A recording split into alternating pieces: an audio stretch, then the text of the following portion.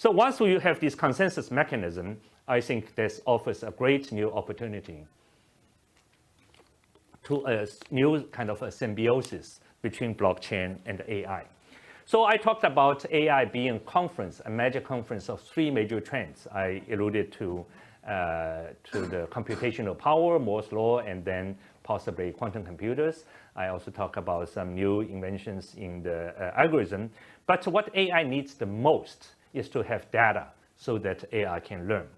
But right now, all data are concentrated as centralized platforms. So there's very little incentive for individuals to contribute data because they basically get nothing in return.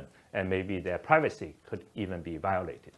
So I envision the future of the world where the ownership of the data should be completely returned to the individuals. So all my personal data, all my behavior data, all my online data, all my genomics data, all my medical records, everything should be owned by the individual, and the privacy should be completely protected. But then you say, wow, then how can machine possibly learn anything if everybody keeps their secret private? And there is a beautiful thing called privacy-preserving computation. And that will make it possible to have a data marketplace. So I first of all protected all my privacy data, but I can leak information out 1 bit at a time, totally at my control. And such a world will be a data marketplace. Individually, so it's a peer-to-peer marketplace where individually own their private data, and then there can be a bidding and selling process and very selectively controlled by performing privacy-preserving data marketplace. So such a future world of marketplace based on one principle, which I call in math we trust. And that is possible that that you can still preserve privacy, but still maintain, but still can do computation that only leaks out very, very selectively one piece of information at a time. So the famous problem is called the secure multi-party computation, or a millionaire province. So obviously, private wealth is very, very private. People don't like to reveal. But it could be so happen that two millionaires want to compare who is richer. But without revealing to each other, if they reveal to each other the wealth they have, obviously, they will find out. But it leaks too much privacy data.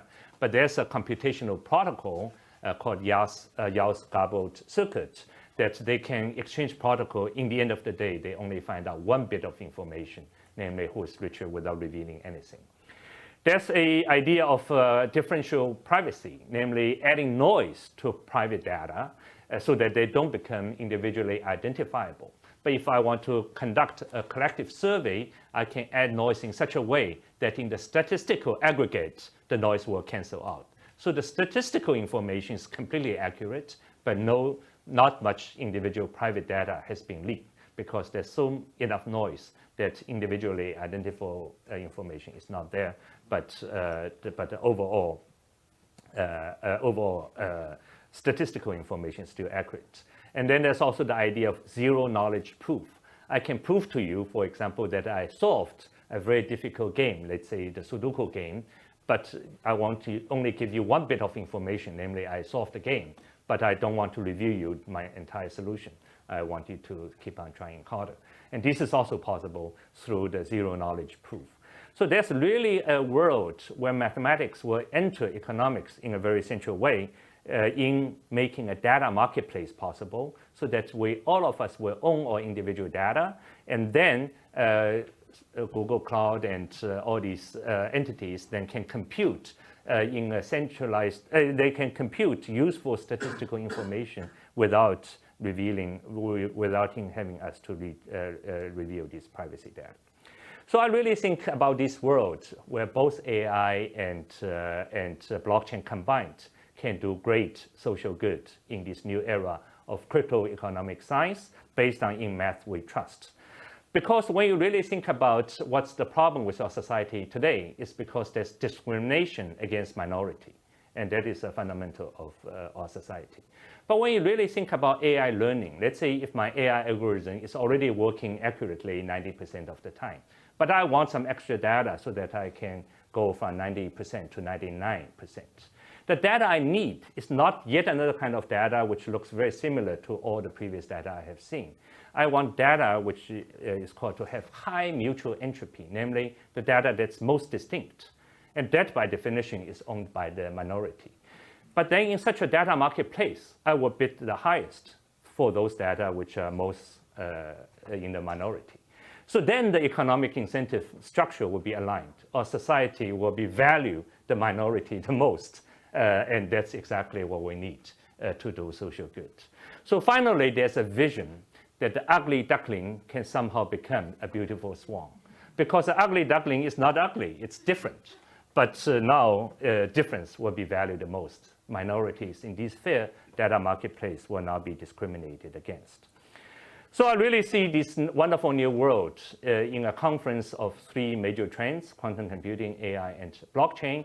But I also see myself coming from academia and often in interactions with colleagues in industry, we really can enter a new world where the latest scientific idea, it's really, really fascinating and totally amazing that these mathematical concepts was purely invented by mathematicians in abstract could turn out to be so useful. So something like number theory, every day when we conduct a transaction using HTTPS, uses number theory in the most essential way.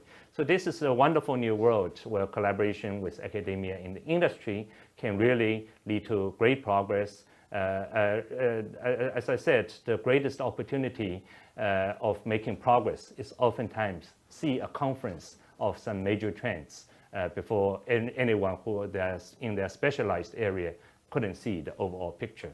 And I really think that the symbiosis among these three major trends will be the defining characteristic of the future of information technology.